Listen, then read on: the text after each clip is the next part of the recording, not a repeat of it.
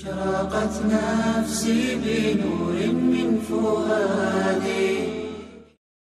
ابو جہل کیوں نہیں ایمان لایا؟ عتبہ اور شیبہ اور ولید اور عقبہ ابن معیط اور ابو لہب جیسے لوگ کیوں نہیں ایمان لائے؟ یہ بڑا سوال تھا. اگر قرآن سچی کتاب ہے اور یہ زندوں مردوں کو زندہ کر دیتی ہے، ہلا دیتی ہے، ابو جہل جیسے لوگ کیوں نہیں ہلے؟ قرآن پاک نے پہلے ہی جواب دے دیا. اب یہ کہاں پہنچ گئے ہیں اس طرح کے لوگ؟ سواء علیہم انذرتہم ام لم تنذرہم لا یؤمنون. اے میرے پیغمبر صلی اللہ علیہ وسلم، ایسے لوگ جو قسم کھا لیں کہ ہم کو قرآن نہیں ماننا ہے، ایسے لوگ جو قسم کھائیں کہ ٹھیک ہے یہ قرآن سچا ہے مگر ہمیں سچی کو نہیں ماننا ہے، قسم کھا لیں کہ ہمیں صحیح بات کو نہیں ماننا ہے. جب وہ قسم کھا لے تو اللہ ان کا محتاج نہیں ہے کہ ان کو زبردستی ہدایت دے، بلکہ اب ان کا حال یہ ہو جاتا ہے، اللہ کہتا ہے میرا قرآن ہو اور میرے پیارے تیری زبان ہو اور تو ان کو قرآن پڑھ کر کے سنائے، تب بھی ان کو قرآن سنائی نہیں دیتا ہے، اثر ہی نہیں ہوتا ہے ان کے اوپر. ایک مقام پر قرآن پاک نے فرمایا ایسا ان کو لگتا ہے جیسے ان کو دور سے بلایا جا رہا ہے، حالانکہ سامنے کھڑے ہو کر ان کو قرآن سنا رہے ہیں، مگر ان کو لگتا ہے کہ دور سے پڑھا جا رہا ہے. اور سورہ بنی اسرائیل میں فرمایا کہ جب آپ ان کو قرآن سناتے ہیں آپ اور ان کے بیچ میں کچھ ایسے پردے آ جاتے ہیں جو دکھائی نہیں دیتے ہیں، مگر آپ کا قرآن پڑھنا ان پر اثر نہیں کرتا ہے. سواء علیہم وسواء علیہم، اور برابر ہے ان پر. انذرتہم لفظی معنی کیا آپ ان کو آگاہ کریں، لیکن مراد ہے آپ کا ان کو آگاہ کرنا. ام لم تنذرہم، یا آپ ان کو آگاہ نہ کریں، یعنی آپ کا ان کو آگاہ کرنا، ان کو سمجھانا اور نہ سمجھانا سواء علیہم، ان پر برابر ہے، کوئی فرق نہیں پڑتا. کیوں؟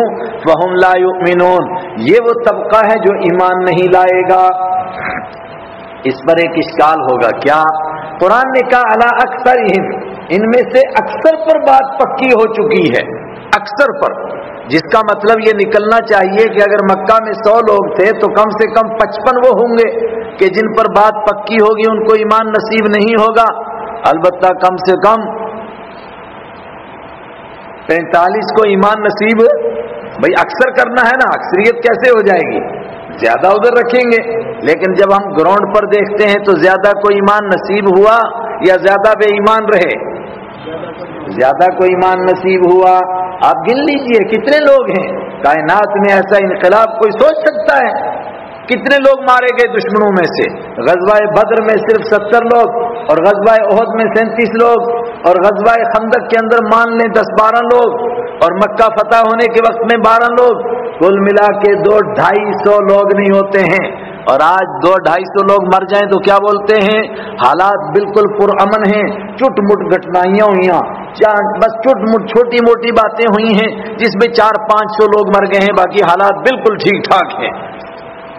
200-250 لوگ پورے نہیں ہوتے ہیں ان کے، اور اتنا بڑا انقلاب آ گیا اور باقی سب کو دین سمجھ میں آ گیا اور سب کو قرآن سمجھ میں آ گیا. تو اکثر کہا تھا، اکثر تو وہ نہیں ہوئے. تو جواب کیا ہے اس کا؟ قرآن یہی بتانا چاہتا ہے حالات یہی تھے کہ 55 بلکہ 60% لوگ، بلکہ آپ کہیے آگے بڑھ کر کے 80% لوگ وہ تھے کہ جو واقعتاً اندر سے مر چکے تھے. لیکن یہ قرآن کا کمال تھا، ان کو بھی، ان میں سے جس کی آتما تھوڑی سی زندہ تھی اس کو بھی کھینچ کر کے قرآن لے آیا. البتہ جو بالکل ہی مردہ ہو گئے تھے تو وہ میاں محمد کے بقول جس کھیتی دا کچھ نہیں رہا کی سکا کی ہریا، کس کم دھوپ جلاون والی کس کم بدل بریا، وہ تو بالکل ہی مردہ تھے. وہ ابو جہل، عتبہ، شیبہ، ولید، ابو لہب، یہ چند لوگ تھے، ورنہ باقی کو کھینچ کر قرآن پاک لے آیا.